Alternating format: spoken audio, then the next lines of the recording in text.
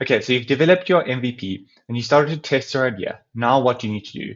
Well, now we're going to be moving into chaos.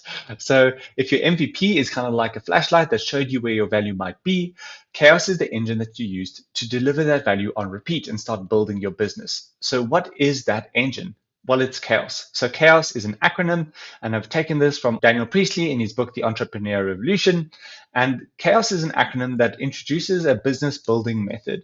So you've already started on these first two, your concept and your audience, but then we move on to make offer and sales. And we use this method to then build our business and get it going. So why is this so important? Why do you need this engine? Well, once you start applying chaos, we start generating sales and we use the money that comes from that sales to develop the business.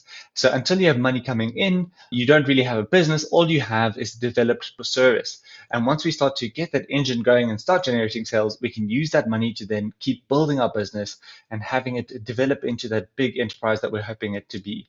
So starting a business can be quite tricky, especially in these early stages. And like I said, there's those 100 steps that you need to take.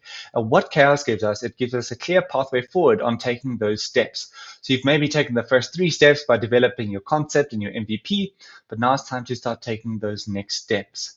So in the chaos method, it's sort of like you're conducting further experiments to get the green light to keep building your business and making sure that you're building it on something that people want. And this helps you to develop a good concept, attract the right type of audience, and then make an offer to that audience, and then to start making consistent sales. So how do you apply the chaos method? So like I said, it's this acronym: concept, audience, offer, and sales. So concept is what you've sort of been working on up to now. What is the business value that we're providing and how are we providing that? So that's what we're talking about when we look at chaos. We look at things like business models and the value that we're providing, our value proposition. And then we talk about audience, and you've already started working on this as well. Your audience is your group of target customers that you want to test and see if you've got the right audience. And then you want to start developing that audience so that you have a group of people to speak to.